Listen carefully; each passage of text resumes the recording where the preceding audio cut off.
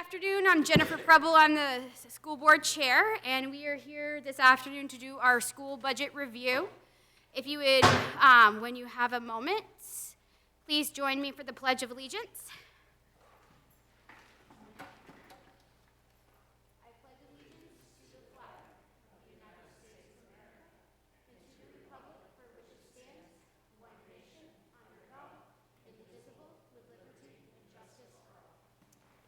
All right. And I believe Superintendent Ray is setting up his technology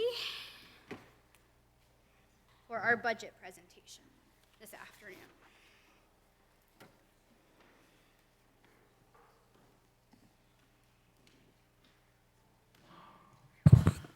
Okay, good afternoon, everybody. We're here just to we're not taking any action tonight.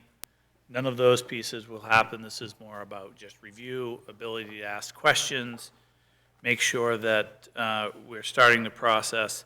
If you remember from the last school committee meeting, we did a budget draft overview, which was this document that we all had at the last school committee meeting that talked about where we're starting, what's our starting point. And so I just want to review very quickly a couple of those slides with us at the end. And starting with revenue. So one of the toughest pieces for our budget here is that we start off a little bit in the hole from point one because we know that we had a reduction of over $260,000 in state subsidy from the formula. So you're starting from a catch-up point in that. When we look at our expenses, we know that our expenses throughout the district are up 4.3%. And there's a list of the items of where that will be from each school to tuition to technology to curriculum and all of the cost centers that make up into that $2 million. That doesn't mean that we're necessarily buying $2 million worth of stuff. We know that a majority of that is salaries, benefits, utilities. And what we put together for you guys tonight is something that's very simple, because this is a budget process and a budget that is, I guess, somebody who lives this every single day, a very simple budget for us to understand where the costs are coming from. And we will have our principals come up, and it will give you an opportunity to ask questions. You've had an opportunity to look at the detailed budget either on paper form or online. But as you can see on this sheet that you'll ask, that our budget is salaries, benefits, and tuition. And so when you look at a total increase of a pre-K budget of $80,000, knowing that $58,000 of that 80 is salaries and health insurance, there's very little left that is actually controlled by the school. And so I'd like to start off with welcoming pre-K, Young, and Fairfield school leaders to come up to the table.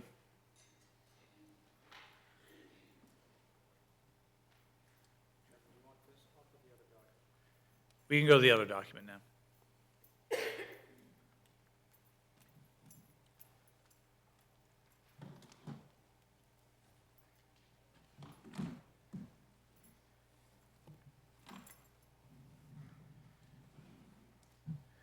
And please feel free to ask them any questions throughout this piece. But Wendy, I'd like you to start. You're a new principal here, so we're going to put the new principal on the hot seat. Okay. And Wendy, can you just talk a little bit about the process that you used as you put through the budget together, what you did in your schools, how the review process went, and then really we'll talk with all of you about what's in your budgets. We'll go down through the line. So Wendy. Thank you, Jeremy. Welcome. So we started the budget process with reviewing the budget from last year, and then teachers also create a budget of what they need for the next instructional year. We start that in November. Those are all compiled and reviewed by me, and then we sort of piece the budget together. But I feel like, as my first experience with this, it's very fluid. So we didn't really have, other than consumables, teachers don't really have to add much to their budget each year. From that process, I feel like I learned a lot about every single line in this budget. And so just reviewing that with other administrators and going over it to present to Mr. Ray, and just to make sure that every line is accounted for. And we didn't really add anything, like I said, other than consumables. And I think that's it. And here we are, and we're hoping that it all goes through and we can have everything that we've had before and proceed till the next school year. So when you take a situation like Fairfield School, and again, some of this stuff, I know that you have this paper in front of you, but part of this is to inform the public of the process that we go through, is that when you look at the increase of Fairfield School and the operating expense, and that includes technology pieces that are in there, that includes maintenance that is in there, that includes special education, salaries, benefits, all of those pieces that go up, you'll see that Fairfield School's overall budget increased $116,000. And you say, okay, $116,000, that's a fair amount of change. But then you go down and you look at negotiated wages, health insurance, taxes you pay on your employees that are there, your main state retirement costs, and you see that it's really 117. The entire piece is made up just by salaries and benefits, the entire increase. So in order to have it be that low, maintenance and utilities costs went up $28,000. So in essence, when you look at the purchased items, the things that Wendy and our staff have control over, we actually have a budget that is down $31,000 in that building from the things that we really don't have control over. Now, when you look at maintenance and utilities costs, you say, oh, Jeremy, that seems like a lot for one building, $28,000. Did fuel really go up that much? It's important for you to understand that items like the payment for the new doors that we have for revolving renovations that we had last year, that payment's hitting the books in that line. So the picture that you will hear a million times here tonight and the public will hear at home is that these costs are salary and benefits. I would say that also one of the things as we kind of worked on last year's budget, with that truthfully being my first experience, full experience in the Saco budget, because the first year it kind of came on a little bit late and we used a much different process last year, is that we are starting to be able to refine some of the budgeting pieces that we have a little bit more history and we have some more comfort level on. So I'd like to just go down the line with Jeff and then Jamae, just talking a little bit briefly about their budget and what's there. And then I'd really like it to open it up to any questions from you folks to the principals. Hi, everybody. Hope you guys got a chance to take a look at the budget. Like Wendy said, we, went through a process together. In my second year, just looking back, I really wanted to look at what are our needs. Did we overspend anywhere from the year before? And then what I realized is we have, maybe control over about 4 or 5% of the budget. So we try to keep it as bare bones as we can and really think about the needs we have. And really just try to come to the point where we're not going to be wasteful. You know, we're in charge of a building, and taxpayers depend on us to make wise decisions. And I'm a taxpayer myself, so I understand, like, you know, the responsibility of that. So we really just wanted to make sure we were coming in, giving teachers what they need, but not going over budget, really thinking about if there was any waste. So we did, I think, the best we can, so I'm hopeful that this is, you know, gonna be good enough for you guys, because we really put a lot of thought into this, and there's a lot of energy there, and there's just not much more that I feel like we can take off. So that's just my take. Hello, everyone. So like Wendy and Jeff said, there's a process that we follow, starting off by reviewing last year's budget. What we did at pre-K this year was when their teachers submitted their budgets, they prioritized everything. So I knew what they really felt they needed, that they absolutely had to have to get through the year. Items that would be nice but weren't wholly necessary, and then they had their wish list items. So I was then able to go through and kind of cull the list from there. So our final product that we put forward is mostly all of those consumables, those, you know, your markers, your crayons, paper, all of that sort of thing. That is what we submitted to Jeremy and you today. Thanks. And I think that when you also look at the costs in Jemai's budget, when you look at that maintenance and increased costs, that increased cost is because the lease goes up about $6,000 for that building. Jason, are we over $300,000 yet on the, but 289. So with that scenario, you know, a big portion of that pre-K budget is $289,000 lease of Toddle Inn. Luckily, we're able to recoup about $81,000 of that through our applying for lease space through the state, and that comes back through the EPS formula.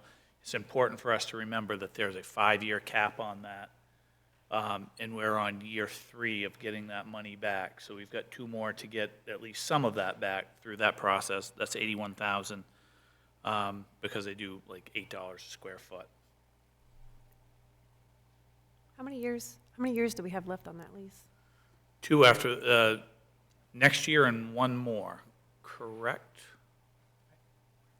Yes, I think because this would be year 3 there on that lease.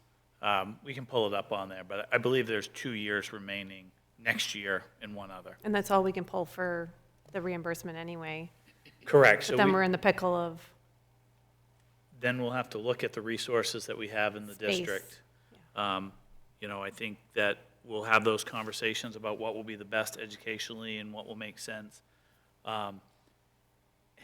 What will be interesting is that we will also hopefully be within a year and a half, 2 years of opening new buildings. So there's a lot of that will come together over the next 2 years as we have those as well, probably more a year from now, when we really start looking at what the future will hold. May 31st, 2025. 2 more. Okay, questions for this group of principals? And I do want to apologize to the board that we have purposely tried to make it as simple as possible, because it's literally, in this situation, this simple about what's kind of in that budget. The only new positions that we have budgeting for in this budget is the 2.5 ELL teachers that we currently are employing based off the fact that the students from the hotel are new neighbors. We have every indication that that's going to continue. So as it relates to that item, the salary and benefit increase line includes that. Correct.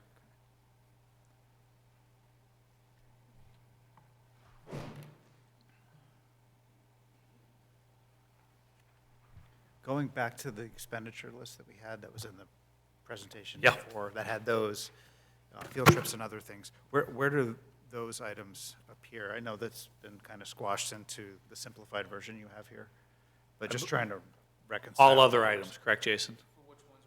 The field trips that we Field added? trips and, No, field trips will be indicated per school, okay. so it would be under all other expenses. So those amounts would be in those all other expenses amounts, even those are showing a negative. Because that's just the amount, the difference from last year, right? Correct. Right. I personally think this looks great. I mean, I know you're already running on bare bones, and then And I think, take away a little bit more. and when you think about some of the things that was in last year's budget, obviously there was, when we can go back to that review list that the superintendent kind of gets before we present it at this level. When you think of some of the things that we may have removed from that other budget is looking at, there was some money there for summer schools costs. Well, we've been fortunate the last couple of years, and we have every indication that we will again, is to be able to apply and receive federal Title I reallocation dollars. So we wouldn't need as much funded locally. Looking at supplies and equipment and some of the items that were there in the budget that we don't need this year. When you look at instructional supplies, we had the math program that was in the budget last year that now, we just need to keep up on, but we don't have to buy all of the teacher sets and all of the things that we had done last year. So there are some places throughout there that just naturally kind of fell off because of our purchases the year before.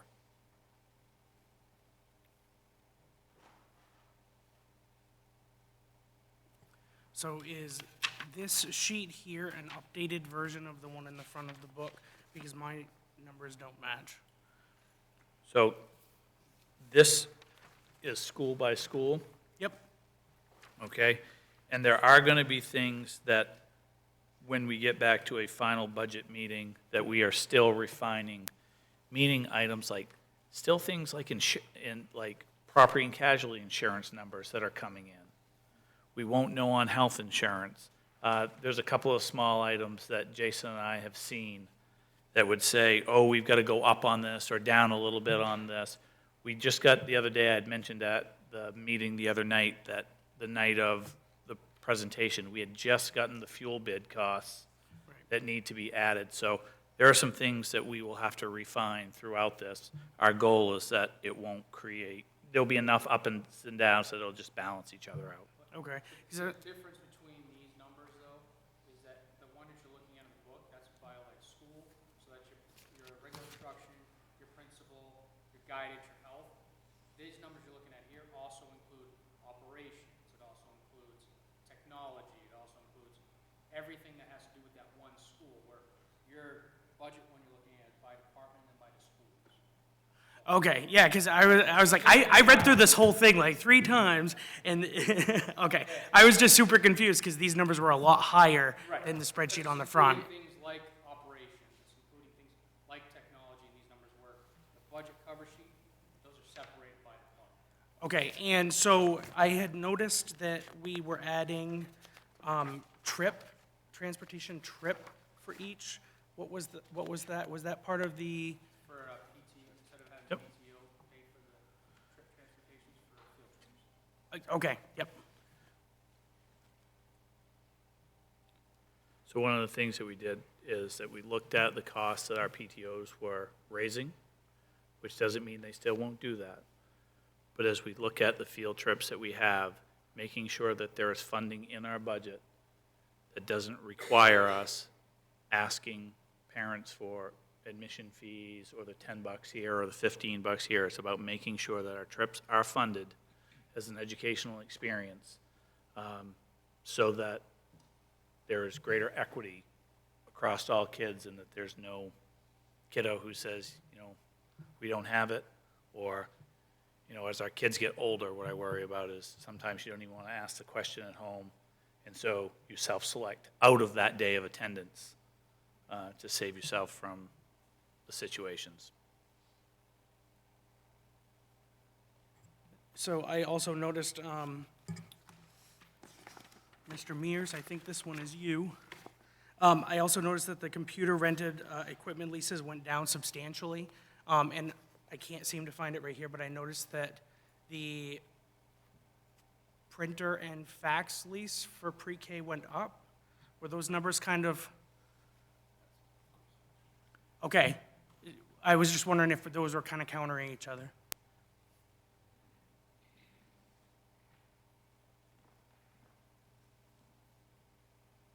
So the lease costs, those go up and down as we get through deployments. We've been pretty steady over the course of the years, but this is like what you would consider like a gap year, because we've got a lot of money from COVID that we were able to invest into our fleet. So we didn't have to go out this year and re-up for another lease, because a lot of that money ended up filling that gap. As far as the copiers are concerned, we have a lease payment, usually due in August. We'll be in I believe the last year of that. Then we have cost per page costs and those types of things for color and black and white copies. And those fluctuate from year to year, depending on usage. Yeah, it did go up quite a bit this year, right? Yeah, I would say, at the elementary level, there's certainly a lot more printing than you might see at like a middle school or a school that might leverage more technology. Little kids like to be hands-on, so. Chris will also be working on our copier. We talked the other day, Chris, that our copier lease is coming up, and Chris will be working on a new proposal for that.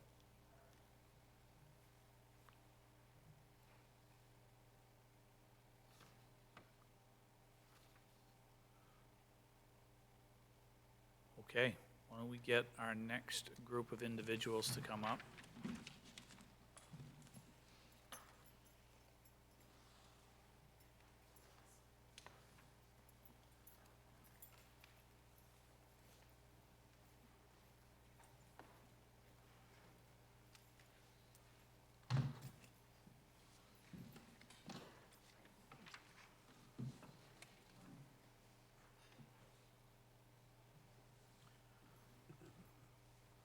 So we will go through the same piece that we are looking, Burns and SMS. And again, it's the same story that you hear, and we'll turn this over to the principals a little bit to talk about the things that were up and down in their budgets. So let's go to April. Very similar process. I think we all follow a really similar timeline. In fact, we start in October in our building, which was new for our staff last year. So it became a little easier and more accustomed this year to be thinking, you're just getting to know your current population and you're thinking a year out. But it was easy to kind of implement this year with the staff because we went through this process last year. And the message that Tom and I give the staff is that you need to be mindful of a year. You need to be mindful of a year out, and not just put in for $500 in supplies and $1,000 in textbooks. That we really wanted to name the items that were necessary, so the staff, really take a true inventory of what their needs are, and then come back to us. So. That process happens throughout all of October, and in November, I have individual meetings with teachers. Some teachers really don't require that meeting because I look at the bottom line, I can see what they are, very minimal. Some teachers submitted like $300 worth of supplies, and they were pencils and erasers and all of those typical supplies, where others might have had newer items in there. So it was about a meeting and just talking about whether it was a necessity and why. And sometimes we had to take things off the list because I think, Wendy talked about, or Jamae talked about some of those wishes. And so this isn't the year really for wishes, but if it was essential for teaching, we moved it forward in the budget and presented it to Jeremy. I think the message is really the same from building to building, from the primary right through probably to Marie's school, that there isn't really anything new in this budget. There are no new staff. The items would have changed, the titles of books or the kinds of books. We looked at, I think, one new book set that's in here is an intervention program, and that's what we did was we took away other items that we would might have typically replaced for students, and we're implementing a new intervention, a pilot program for our students who require another layer of intervention in the literacy room. But essentially, there's nothing new other than the names of items and the kinds of things that are consumable, that kids are using all the time and need to be replaced from year to year. But I'm happy to answer questions about any changes, fluctuations, or questions that you have about the line items at Burns.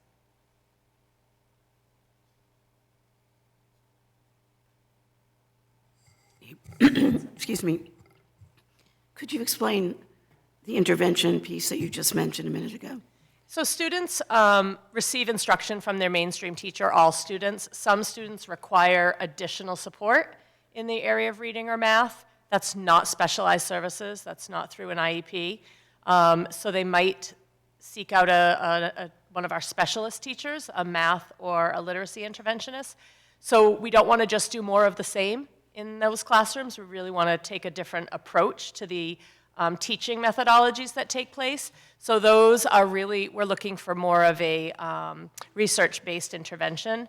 And so it's a little bit more scripted program. Usually we try to determine, is a student, are there deficits in phonics or phonemic awareness or comprehension or fluency? And so a program that we might implement with that child or a small group of kids would focus specifically on one skill. And so the only addition, and really it's minor, when you look at a whole big budget, it's a little over $2,000 for that program that we're going to be using, and it really focuses on the phonics approach. We're finding that that's where some of our kids have a deficit. We're imagining that's from lack of spelling instruction over the last couple years when we've been hybrid or remote. So that's kind of where we're putting our emphasis on some of our interventions. Yep.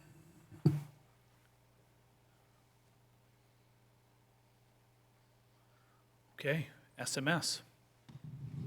I feel like I'm going to sound like a broken record here and just repeat what everyone else has already said. But as they all mentioned, we go through a similar process where teachers take a look at the absolute necessities for what they need. I think for us, we're very fortunate because we have brand new furniture in our building, and we were able to make some changes there last year. So even before it got to this point, there were cuts made. Like April said, meeting with individual teachers, is that something that you really need in order for instruction to happen? So each of the teachers did that. There is a slight increase in my budget in terms of the online subscriptions were just shifted. So if you notice, there is quite a few online subscriptions in my budget that were in another line prior to this year. But those are all things, and in fact, we did cut some of them back, took a look at, okay, do we need all of these, or can we sort of streamline this? So those are something that you'll see. That's probably new to my budget, but it is something we've been using for the past few years. And I would say salaries and benefits, like everyone else said, are pretty much where the increase is, but I'd be happy to answer any questions that you have about my specific budget. Just briefly, the maintenance, utilities, building costs, I'm guessing that's the improvements with the increase in that department. It's gone up like $100,000. I'm looking at all the wrong people. Thanks. Yeah, if you see the district-wide, there's kind of a shift in accounting, essentially. So last year, when we had the increase for tables and painting, we've essentially put it under district-wide with some of our other maintenance expenses. So what we did, and you can't really see it with the screen, but I will downshift it here in a minute. You'll see that there's a reduction in the maintenance of 405 in district, and there's an increase in Saco Middle School. So we did reduce some of the painting and supplies that we had, but then we shifted a lot of our district-wide capital and directed it towards Saco Middle School because that's where the focus is going to be over the next year or two.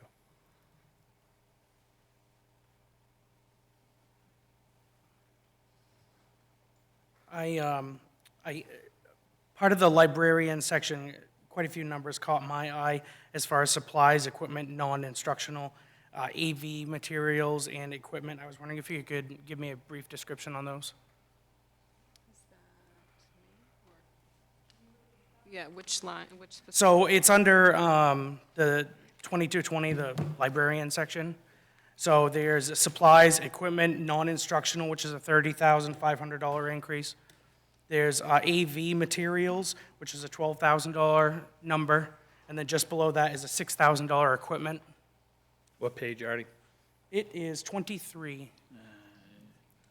That's a different I'm 23. I'm sure we've talked about it, I just wanted to recap.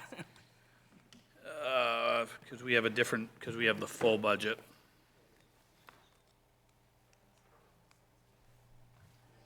I think he's referring to the binder on page 23. Yeah, I would have the item right here. There's a really long number in front of one of them I can give you. Why don't you read me that number? That would help me. It's a bunch of zeros, 2230, 56, 600-040, that's AV materials.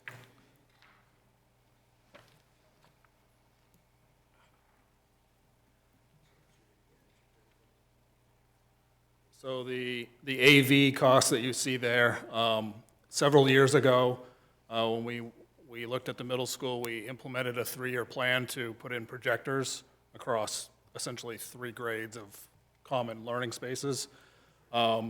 With the idea, when we went to the new school project several years ago, we'd get to the end of life and we'd, be in a new school. Now we're at a point where that's well past its like end of life. And now we've got another, let's say, 4 years of possible, where we have to kind of look at things. The middle school, we're trying to look at phasing in another grade level of whether it's a projector or an interactive board or what have you. So that number you see is that first phase in of some type of equipment. It may be a TV, it may be something, but I'm going to let the educational leaders of the building decide that. But that's why we have that earmark of like 12 grand. Do you know anything about the equipment, the $6,000 for the equipment? What line is it? It's just below AV materials. General supplies. I'd have to look at the itemized piece of the budget. It's only jumping out at me because these 3 numbers don't have anything prior. Yeah. To me, it's looking like these are new. Let me look real quick, but the AV line that would be the AV line for the 12. I don't know what the 6 would be without checking back on my book.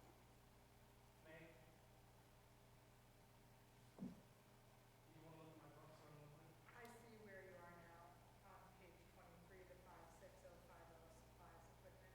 Yep. And I'm just digging into the full one to see. Yeah, like I said, I'm just curious because there's no previous numbers on any of those lines.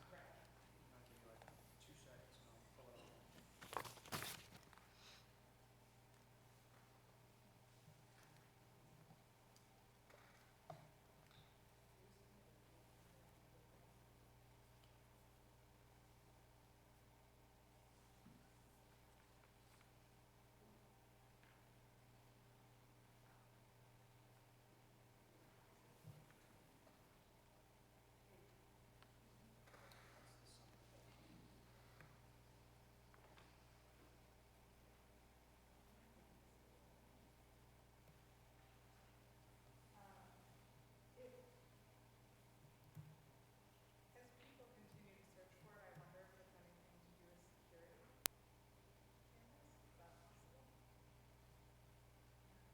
It just says equipment on this one here, so maybe.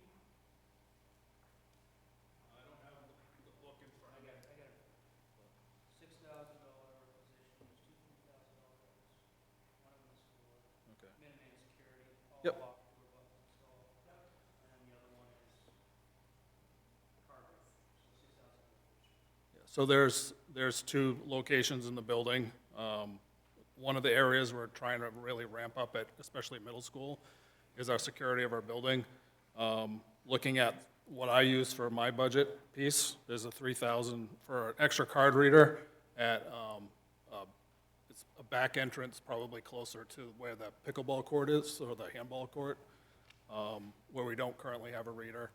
And then the other one would be putting in basically a button if you needed to lock all the doors in the district or in the building, you could do that with one click of a button. So that would be the $6 grand. And in this budget, we're really trying to improve improve the quality of our cameras around the district. Just knowing that we've got 4 or 5 years left, and they are an important tool for us each and every day. Still have a few spots in the middle school we'd like to have covered a little bit more. And so that's been something Chris has really been working on, is trying to make sure that we have an upgraded system. Well, it's the only school we know we're keeping, so I have no problem putting money into it. I just, Correct. has anybody figured out the supply, the $30,000 for supplies? That's the Minuteman. Right, that 30,000 is 25,000 Cameras. Minuteman, the supplies, equipment, non-instructional. Yep. That is the cameras. Okay, okay. I'm making notes, I'm making notes.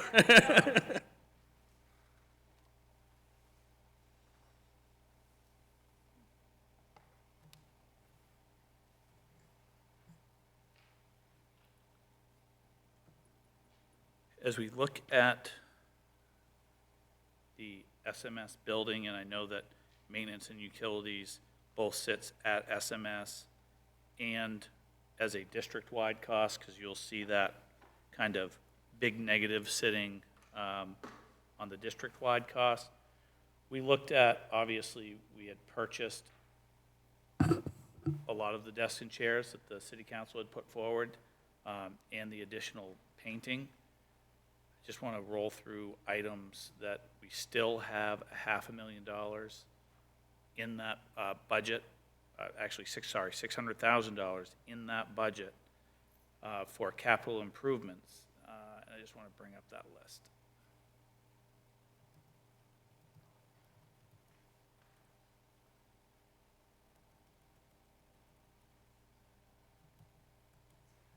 Was the principal one on the SMS for the roof?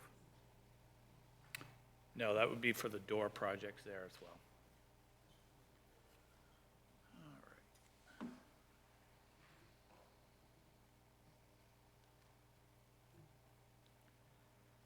So when we look at capital spending for next year, we will have the roof done. We are looking at only one section of that roof.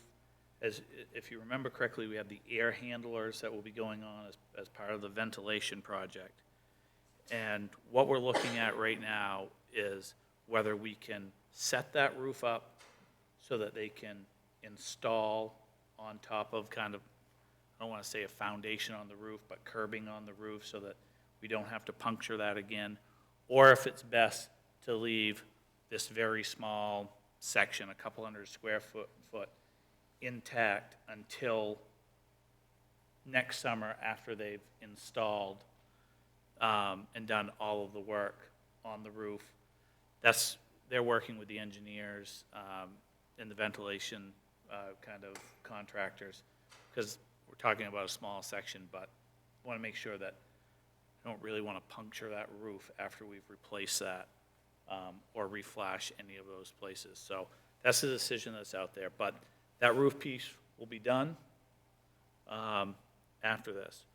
We are also looking at the entranceway to the front of that building.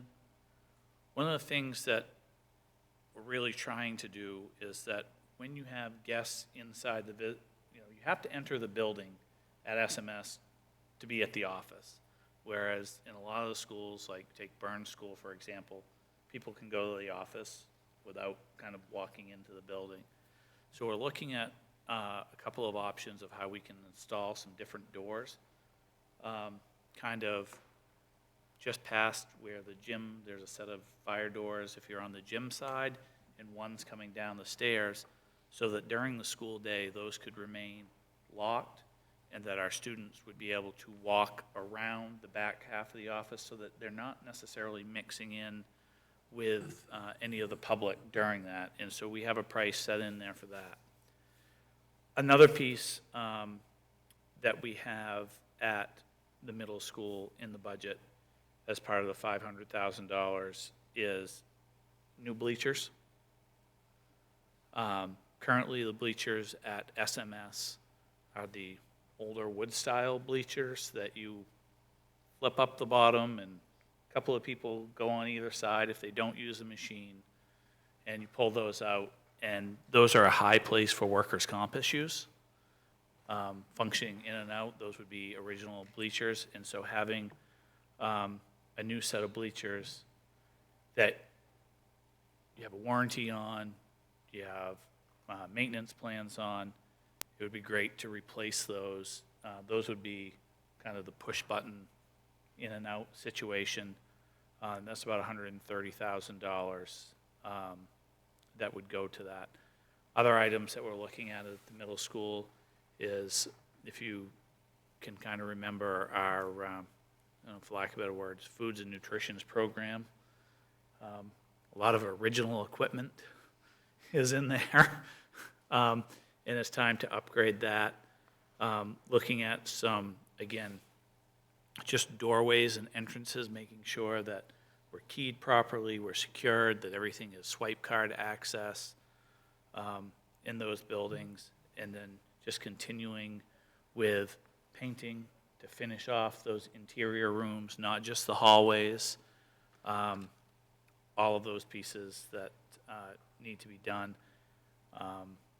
So I think that we're at the end of a couple of years already, we're gonna, when that building's still standing, we're gonna be in, you know, fairly good shape up there of making sure that we've funneled a good amount of capital dollars into that building. So it's something that we can look at and say, okay, we have been doing this piece. But that does put a big decrease on the maintenance and utilities in some of the other items.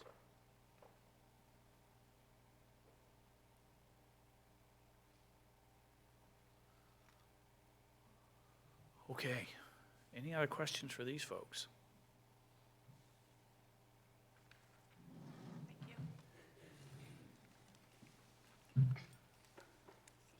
So the next piece would be special education, transportation, and district-wide, which would be Jess and Jason would be representing those pieces.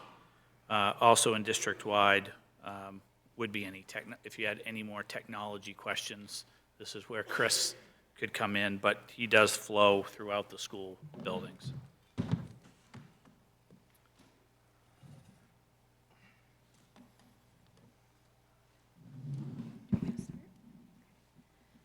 All right, so our budget process follows similarly, except instead of the teacher sending it to a building, all the district teachers send their documents to me. So I go through line by line every budget request, and then go back and forth with teachers to really look at how we're combining things to make prices a little bit better. A lot of our things are moving to electronics, so we've had a lot of cost savings there.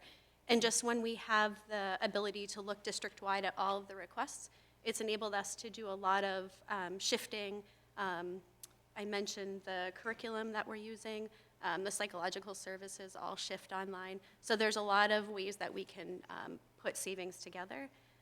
We aren't asking for any new positions. We're actually looking to figure out where the best places for the teachers are that we have, and making sure that the kids that need the services are getting the services they need.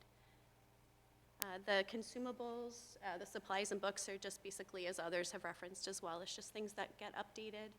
Our kids usually need a couple workbooks if they're working in a grade level classroom. So those are the types of things that get used every year, and that's the cost you're looking at.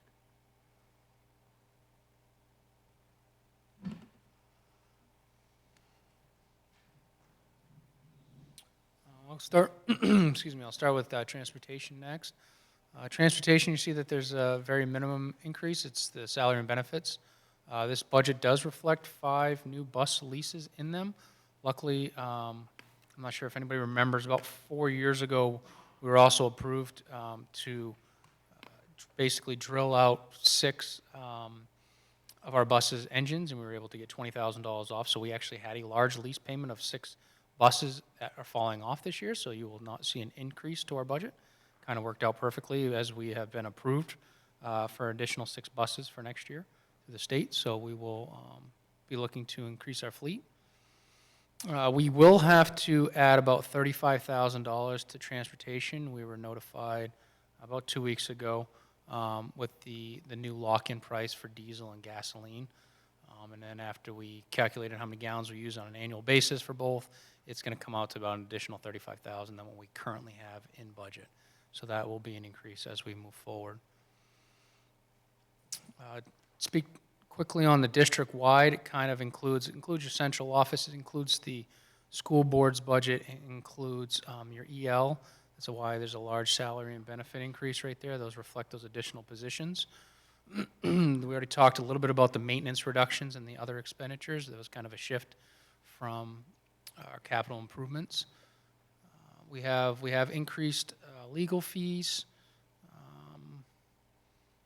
Trying to think of anything else specific to the district-wide. Mainly the largest increase to that is the EL positions that we didn't have budgeted. So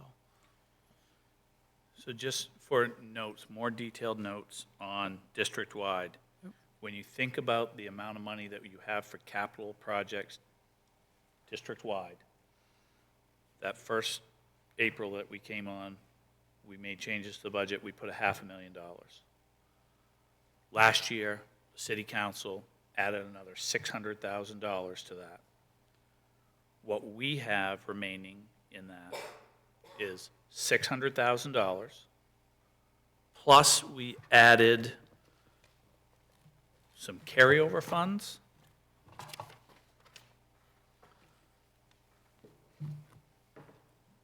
And those carryover funds are $131,306. That's our kind of estimated cost of what bleachers, by the time you have install, maintenance, debris, disposal of the others. And we have that offset with a revenue. So in another year, the revenue would go away because we have carryover right now, and that cost would go away. So essentially, we have $600,000 for repairs in this budget to complete the roof piece, the doorway system, other items that would come up in that school or the schools around us. So you're saying that'll clear out that account, if you will? No, we actually will still have another $300,000 or $400,000 in our capital account, plus any carryover that we would have in this budget. But if you look at the revenue sheet, what he's referring to there too, though, that $131,000 of additional revenue will be taken off, as well as the expense for the following school year. So I was just curious about, in regards to transportation, there is a 400% increase on the purchased transportation services. I was wondering if you could go over that real quick. Yeah, that's transportation for our new neighbors for back and forth to Portland.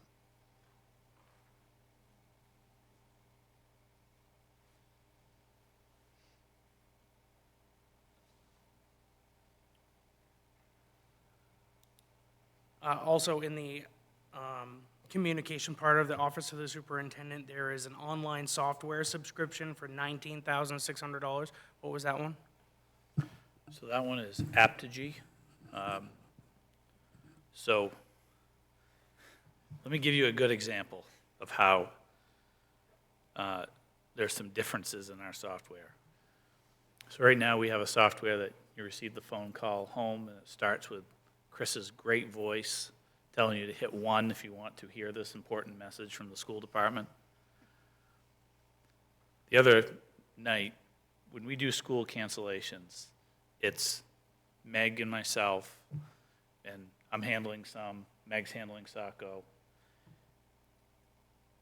I have Aptigee in Biddeford, Dayton, which allows me to go to a screen, type my message, boom, hit send. It posts to all Facebook, Twitter immediately. It sends the text message. It sends the voice call. And when I hit send on that, within 10 seconds, Biddeford or Dayton School Department's text message has already hit my phone and/or called. In our situation that we have here, Meg will say, just hit send.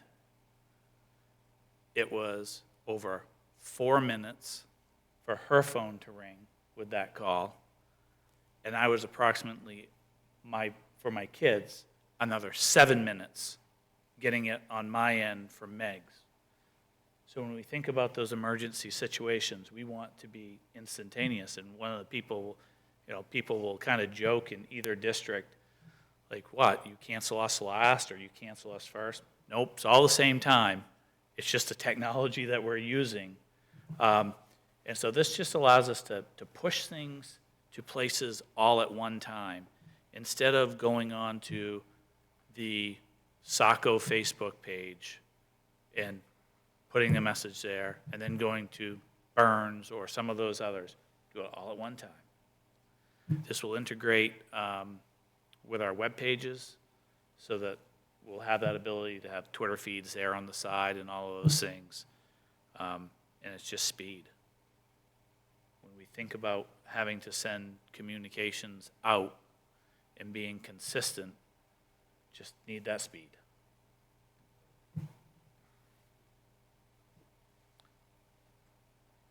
I don't know. I have 3 phones. I like getting Meg's phone call 3 different times in the course of an hour. It's kind of nice. No, is that a one-time subscription, or is that a yearly premium, or? So that amount will go down over time, in that because there's a setup fee that comes in the first year, a couple of $4,000-$5,000, right? And then that cost will go down. Another subscription that you will see in our budget that is a software subscription is approximately $10,000 in there for what is called Share 911. And that will give us the ability to go from our phones automatically and share with people in the district if we need to be in lockdown, students having a health emergency, et cetera. And those will integrate with police and fire so that if we're having our worst day ever, we know that we're not being held up by phone calls or people in the office or, making those calls out. I tried finding it, but I wasn't enabled. The bus ride app. What was the premium on that this year? Jesus, I couldn't 14,000. Are we getting a deal on that, or? Yes, we actually do get a deal on that because we have bought in with about 60 or 70 other subscriptions, so we are paying the lower fee through that. Yep. And let me just make sure because I can.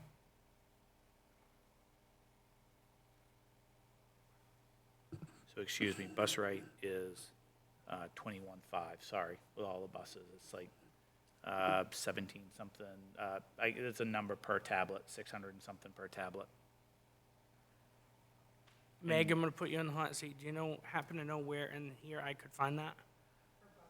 Yeah. That'd be under transportation costs. Page 374 on the big budget if you're looking online. 337. So if you go to the online one, 337.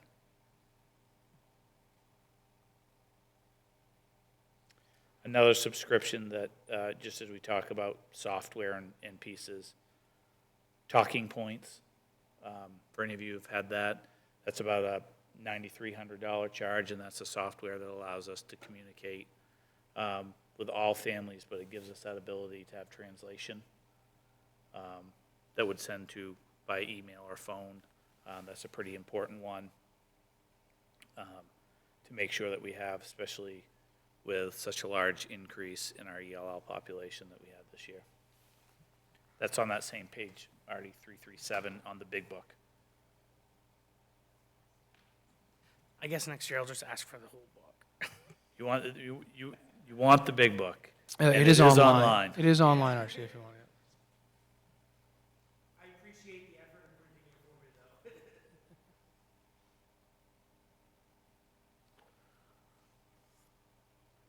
Okay, lastly, the last page that is on there is tuition. Last block is tuition. So I do think that we should discuss this one a little bit because obviously that has been an area in the past where making sure that we have enough students planned for is important, while also knowing that we have some possible fluctuation with the children, our new neighbors that are in the hotel, which at this point, I believe is 23 meg? At TA.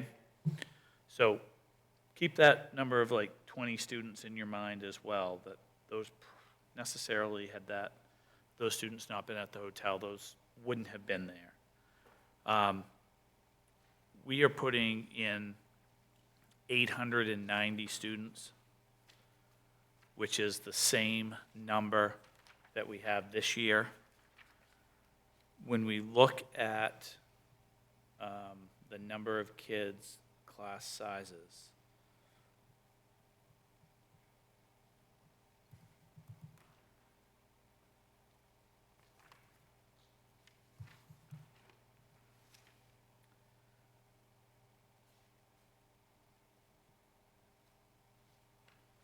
so on each month we get an enrollment update from TA. And when we started the year, we were at 872 on September 1st, went to 869 on 10/1, we went up to 871 on 11/1, 870, 867, 864, and on March 1st, we were at 859. So about 10 students different from the October 1 enrollment. As we look at those pieces and we look at next year's students, that is where we come back with including students from the hotel. We would be right at that 870. And so we have a buffer of less than 2%. I think that's the piece that's a big decision for the board. Do we feel comfortable with that? Do we not? So much can change. Not necessarily a ton of housing stock, but we can be assured that pretty much any time a home in some of our developments goes up for sale, those typically are replaced with families that are students. I know the other day that I was talking to somebody in town who said, oh yeah, just the house across the street just sold, and there's 2 kids that are moving in from another district to that house, and that was a house without kids because their kids had grown and gone off to school or workforce or whatever. So what do you guys feel about what that buffer should look like?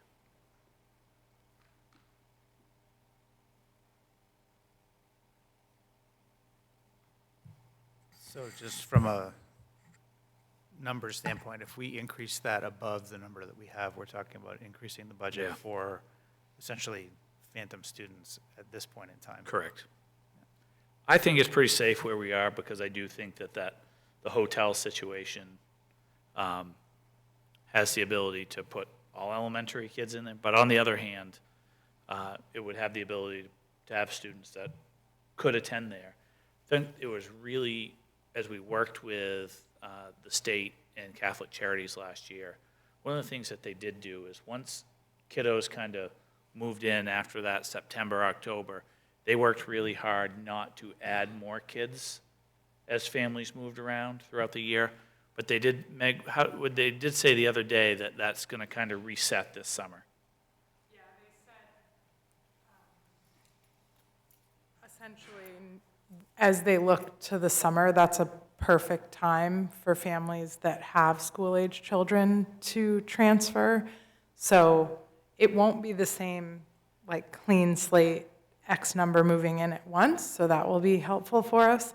But as families transition, they don't have any non-school age children families to prioritize anymore. They've already placed those. So as families find permanent housing, it's more likely than it was in the past that those families that transition in would have school-age children.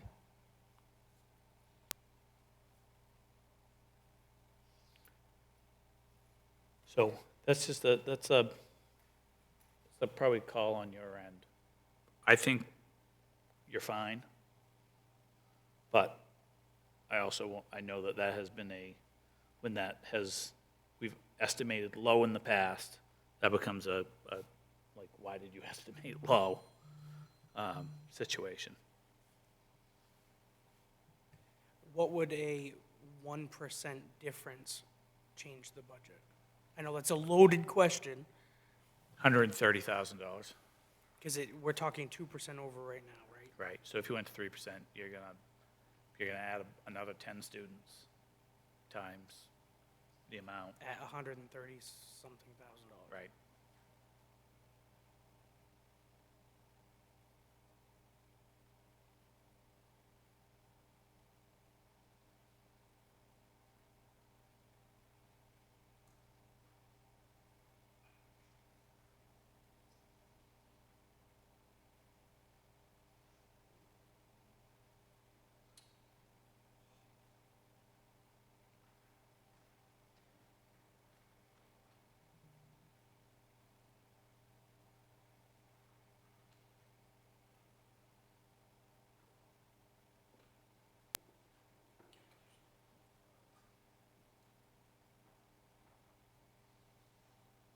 I mean, it's about 10 students times $13,000. It's an easy one. So just from the standpoint of not making a change to the number and staying with it because we feel comfortable with it, what typically occurs, and I'm asking the question because I kind of already know the answer, but what typically occurs if suddenly we are over by that 10? Is this something similar to what occurs with MAT when it goes up in the middle of the year and that we just, the expectation is that the amount gets paid? Correct. Amount gets paid. We make sure that throughout our budget, we, are timing things. Just like, again, we know that we have a good amount for capital improvements in there. I think we would always play it safe and make sure that we're not doing every single one of those and that line be spent by, December when you get that number so that you have a place there. You look at the savings that occur throughout the year is obviously people come and go and people retire and whatnot, and sometimes there's a salary savings there. And you continue to refine and work, I think what people don't always realize is that a lot of your best budgeting is done right after, during that summertime, as you look at things and you look at costs and you find deals, and that's where you can make a lot of moves in the summer and September to find savings.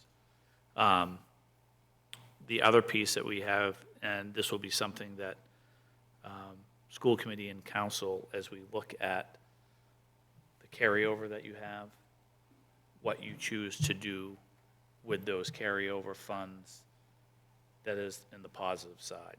Meaning, Kevin, that could be put in a undesignated account that could go towards anything, or you guys as a school committee could put that into a designated account and say, hey, look, this is for capital improvements or student tuition growth that appears, and know that you have that sum of money as a safety net.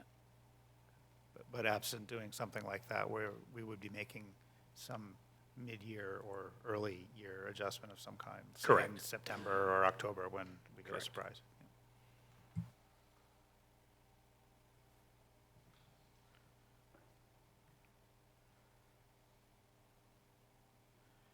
And Jason, we have not gotten the estimates on special education yet, correct?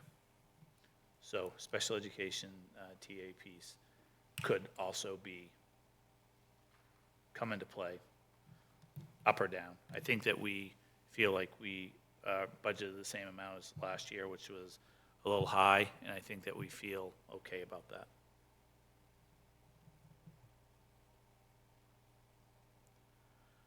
So I think one of the questions that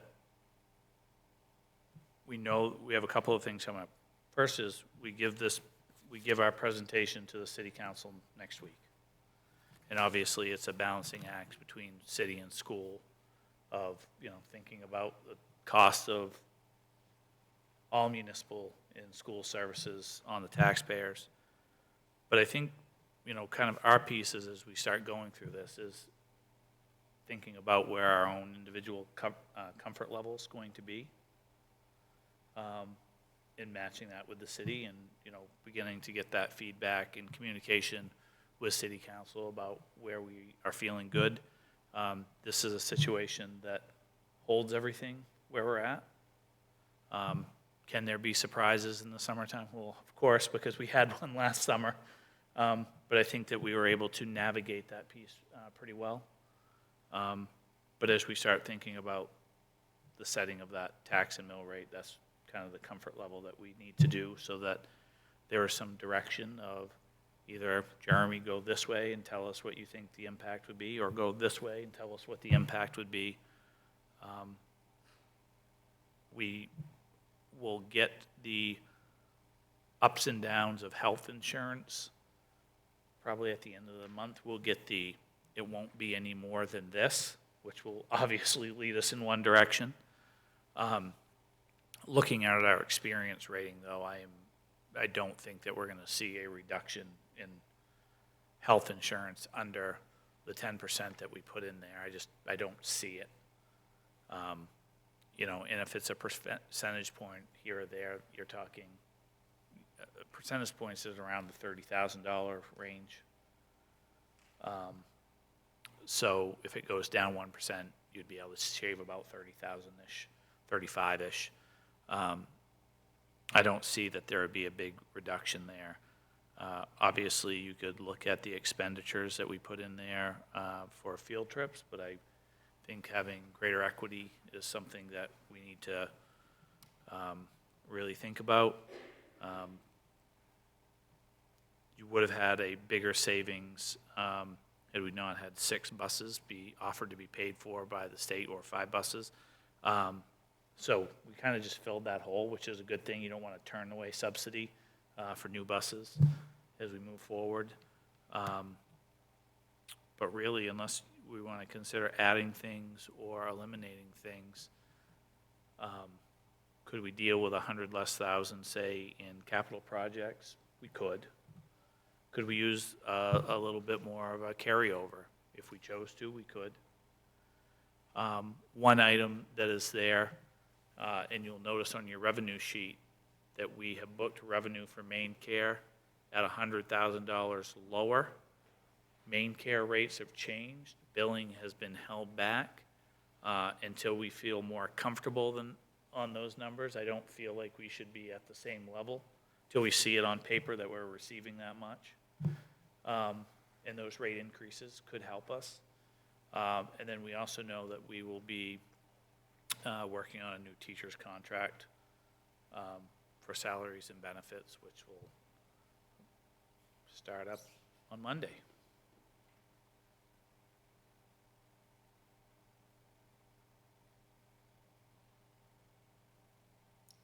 Any other questions for Superintendent Ray?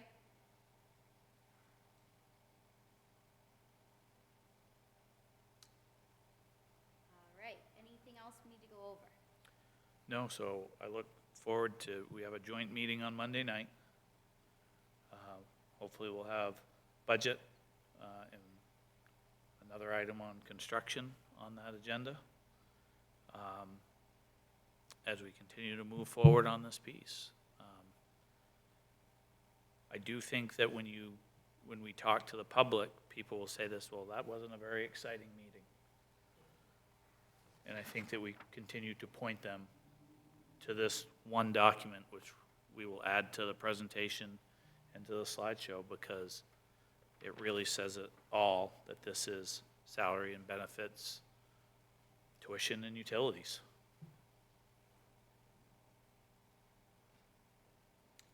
All right, well, thank you for reviewing the budget with us, and we will look forward to our meeting with the city council. Thank you. Have a good night, everyone. Thank you.